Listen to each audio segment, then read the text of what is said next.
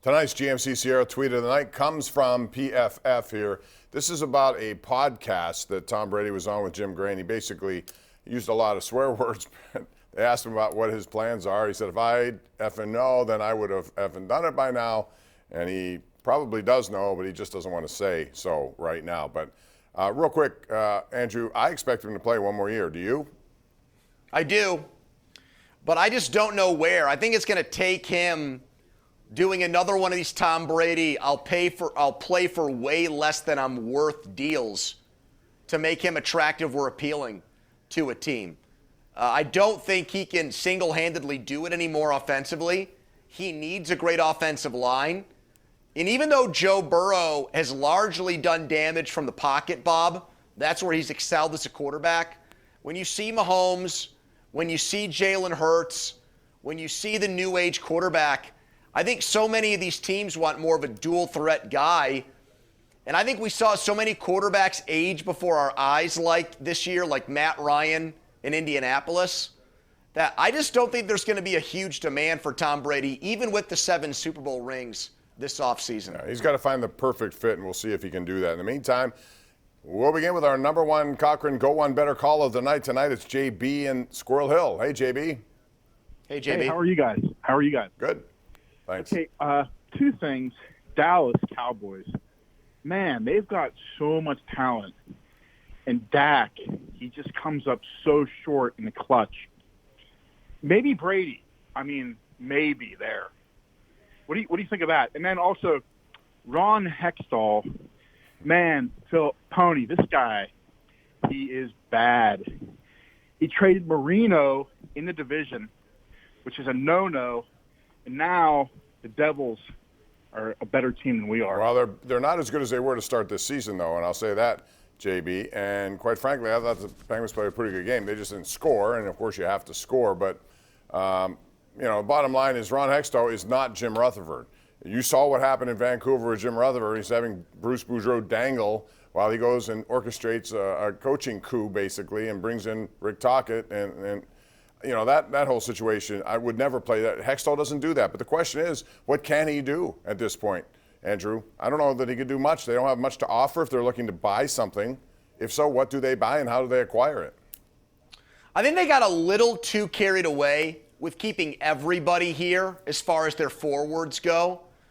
I think that the moves for Malkin, and I guess on the back end, of course, Letang too, and Rust, I'll throw those big 3 guys in there. Even Raquel. I thought... Well, let me just start with those guys. I thought those moves were justified.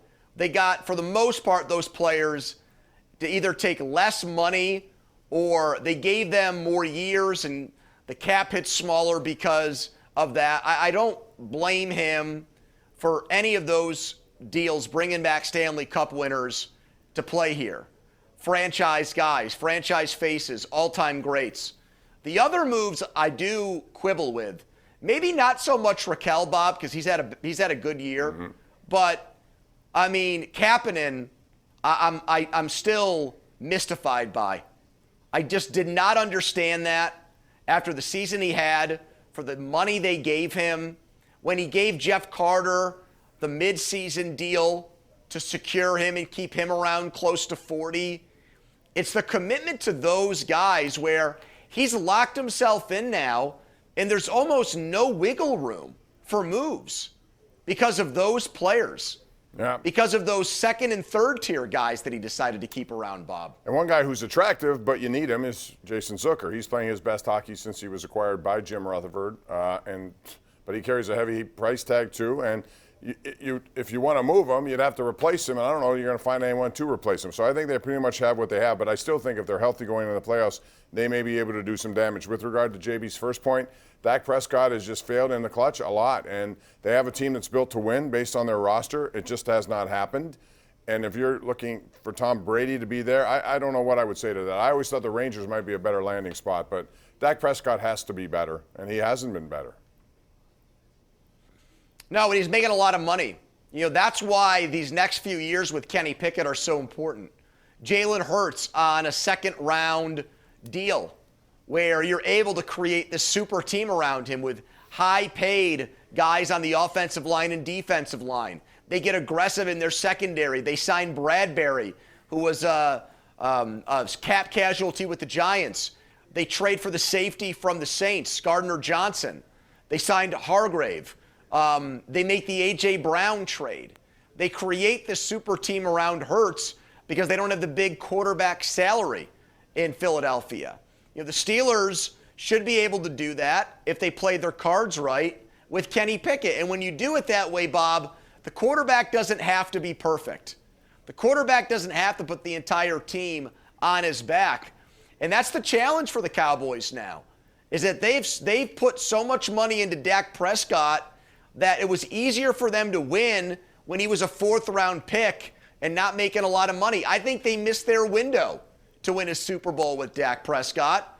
But I think it's hard to let him go, too, because you're afraid if you do that, then what do you do at quarterback? Sometimes when your quarterback's not a top 10 guy, in my opinion, you're better off trading him or letting him go in free agency than giving him that big contract. Another thing they did well was draft Devonta Smith, put him into the thing. They have a pretty good tight end in Dallas Goedert. They have a run game that's outstanding with a tremendous offensive line. They got all those pieces, and they used various ways of getting them. Let's go out to Fred. And still, yet Huntington. nobody picked him to go to the Super Bowl. Yes, and I still, did. yet nobody picked him to go there. Why don't I get you credit did? for that? Preseason, that was my pick. It was Buffalo, and it was Philly. But I did. I did it right on the radio with you guys. Not you, but with Cook and Joe I did. Not that I care what anyone thinks of that, but I did. I like their team. I was very bullish on their team. Let's go to Fred in North Huntington. Hey, Fred. Hi, Am Fred. I on, Bob? Am I on, Bob? You are. Okay. You're on. Okay. First of all, Andrew, you kind of stole my thunder. Every time I watch Mike Hilton, it looks like that guy gets better and better. And the Steelers definitely, they made a mistake getting rid of Hilton. They also made a mistake getting rid of Hargrave, too, what he's doing in Philadelphia. What I wanted to ask you guys, too, though, is I know Tyson Alualu was coming off a major knee injury, coming into camp this year. But, Bob, they got nothing out of him. I mean, he was almost invincible. And I actually think that, Cam Hayward's got, 13 years, 14 years coming up in the league. You can't expect him to be playing at this high level every year. There's going to be at some point a drop-off. That defensive line's not looking very good, for the next coming years. I think you need a draft there. Right. Well, they obviously addressed it with Leal. They're going to have to do more of that. They hope Loudermilk is the kind of guy who can do it. They've, put in guys like Montravius Adams and others, but clearly the top-end guy. And I really had my doubts about Tyson Alualu, Andrew, only because he was coming off that injury. He was older. I didn't know what their expectations were. It seemed like didn't cost all that much signing, but he really had no impact on this team whatsoever. No, and I thought they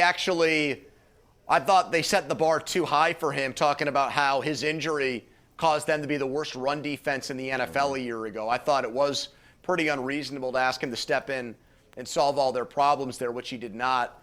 Leal is going to be a big, big X factor for them next year. What is this guy? Is he a defensive end that's built in the mold of a Stephon Tuitt? Or is he a guy that's more of an edge rusher? I'm not sure because they used him in both spots.